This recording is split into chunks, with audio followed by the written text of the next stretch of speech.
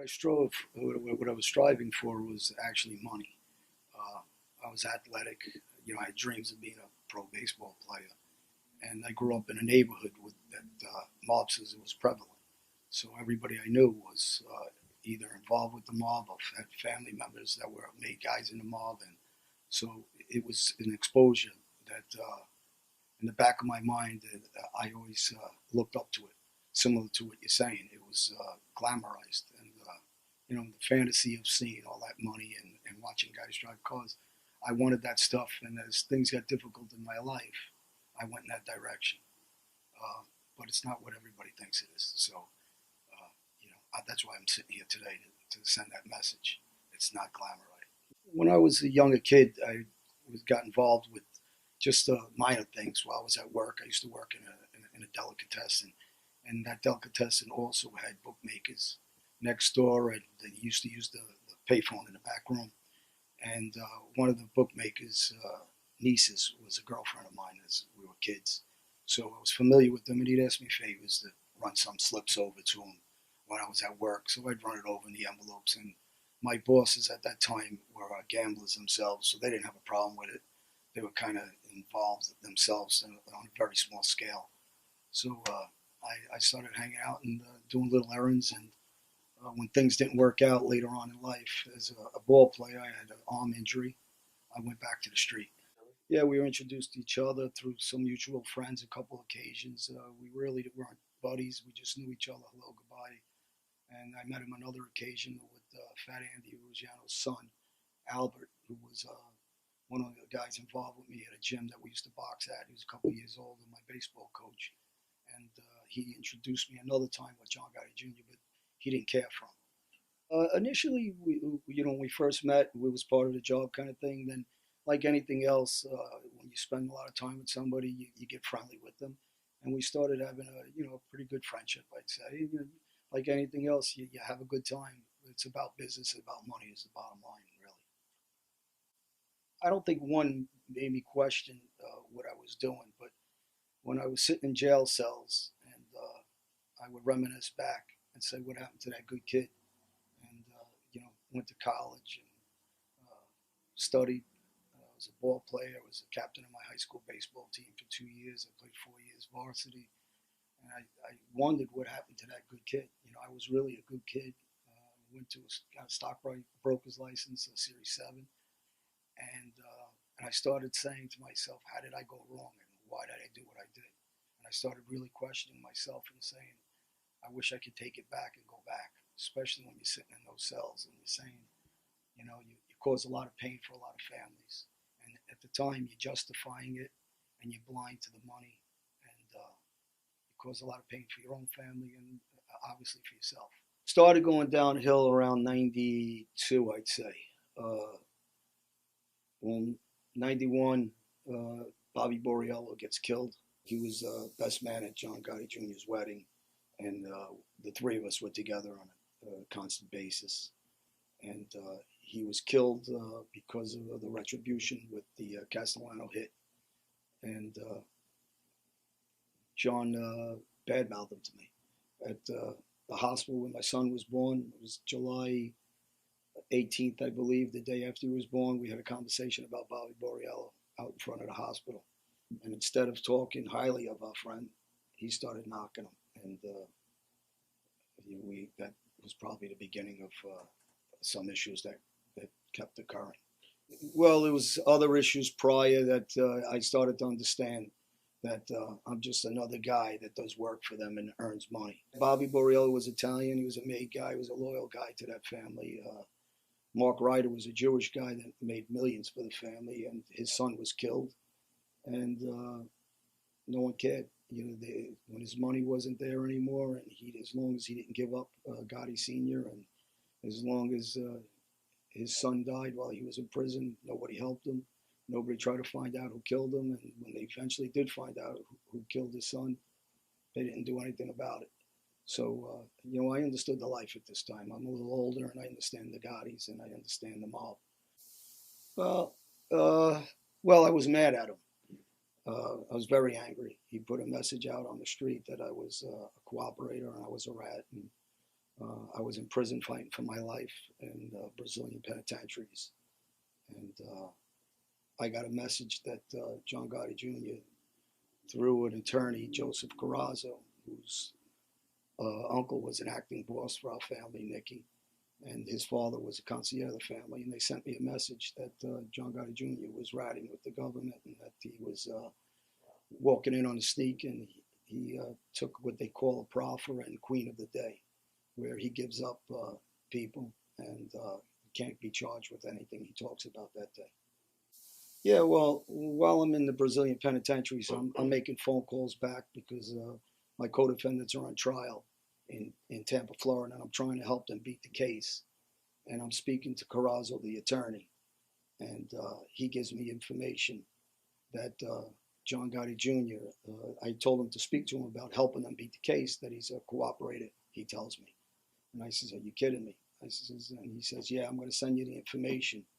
We got it from an attorney, Charlie Canisi, who gave it to a client prior to him. His name is Danny Marino, who's also a made guy in our family. Danny Marino took that 302 when he got his hands on it from Charlie Canisi, and he brought it to our administration, which was the Carrazzo brothers, concierge and acting bosses. I don't know how much he knows is out yet because in George Anastasia's book, he places the front page of his 302 proffer Queen of the Day, where he rats in the book with his signature on it, his attorneys, the prosecutors, and we have the paperwork. That so it's not something he could dispute. And I don't know how much he's aware of what we exactly have yet, and that the public will have shortly. That he got on 60 Minutes, and it'll show you his credibility. 3 times called me a miscreant, called me some names, and I used to be real angry at him. What I am is angry at his message, not about me personally. About listen, the, the mafia is done for me. It's done for him. Let's pass a message to these kids. He suffered as I suffered in different ways. I don't really care what he did that he cooperated. At this point, at one time I did. He actually did me a favor. So I'm finished with the life. So he has his own issues in his own camp of where that paperwork actually came from. So I guess when he finds out, he'll have to have that discussion with his attorney about him giving that paperwork out on him because he has no knowledge of that yet. At the time, I was like any young kid. We believed in all that small print of loyalty and camaraderie and sharing wealth, and it doesn't exist. Now that I'm home and I'm living a right life, I have that loyalty again. I speak to my old friends I grew up with since we're kids, and I stay with everyday, regular, hardworking people and gentlemen. I choose my friends correctly now at an older age, so I understand life a little more, and I'm trying to do the right thing and live the right life with the right guys. So yeah, the loyalty is in a different direction these days, an aspect of life. So no, I had an exciting life. I can't say I didn't, but I had pain that you can't imagine. And John Gotti Jr. also and his family suffered that same pain. That's why I don't understand this message that he's trying to project, portray in his, in his message to people in this new book that he's writing about his father, and he's glamorizing the life and as if his father was a king of a country. He could love his dad, and he should. And his dad loved him, and his kids could love their grandfather. But they need to pass that message out that he lived a life that was garbage. He was a monster on the street. He ordered a lot of hits. Uh, I was a bad guy on the street. John Jr. was a bad guy on the street. And he didn't quit the mafia like he tried to portray. He was thrown out of the mafia when this document came in, and he was shelved, is what we call. And he's not a mobster anymore. He used that as a defense in '99, I guess, that he quit the mafia. It doesn't exist. It's not true. And later on, he got caught on a tape, angry at his uncle that broke him down from acting boss to a skipper, which is a captain. And if you quit the mafia in '99, what would you be mad at your uncle for breaking you down to a skipper for? So it's ridiculous. But in 2005, they shelved him. Why they don't kill him, I have no idea. if I was him, I'd be a little paranoid on the street. Maybe because of all this media attention, but he's in a dangerous position for some of the things he did. They did a 2 day series out of England with Trevor McDonald. Great guy, great interviewist. He was the first person that interviewed Mandela. And those are the guys that we need to tell the kids to respect. A guy like Mandela, a president of a country, Martin Luther King Jr., people that were real heroes, lost his life for his cause, Martin Luther King Jr., in a good way, not in a violent way. This guy that he's trying to portray as one of these kind of people, his dad, I'm sorry, he's not. He's just a bad guy. But he was his father, and that's okay. You can be entitled to love your dad, but just keep that in perspective. And I'm trying to send a different message than him, and I'm not knocking him. So I know a lot of the media thinks I knock him, and he knocks me. I know he does knock me.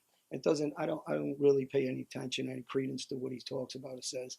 I just want to be honest and help kids. My two sons, I have a great relationship. One he's 18, the other one's 23. They both work real hard, go to school. My daughter I reunited with, and we have a fantastic relationship. She works for an attorney, and we're very close now. And it's my baby, my daughter. So she's always going to be my little girl, and so that's how I look at it. I mean, that's some of the things that these other kids need to see. I says, when you lose contact with your family, and my one son, we got some things to go through and trials, and it's a rocky relationship, and I'm hoping that it gets better. That's my oldest son. I mean, this is something I feel like everyone's gonna want us to touch upon before we end. And you don't have to answer it, but what happened with Vicky? To me, I won't answer that. It's not relevant. I was talking about the mob, and keep it to that. I don't want to talk about anybody personally. I don't have any hard feelings towards her or anybody in his family. So it's not part of the message that I want to send out. And, I want to be relevant as far as helping kids. I did some things that I'm ashamed of and wish I could take back. I can't. The only thing I do is move forward and try to help some kids. And I'm hoping to do that. And I'm hoping to make money the right way, break into this movie business. And I got a consultant job coming up in a couple of months. And hopefully I can get on that path and make a difference in a couple of different areas.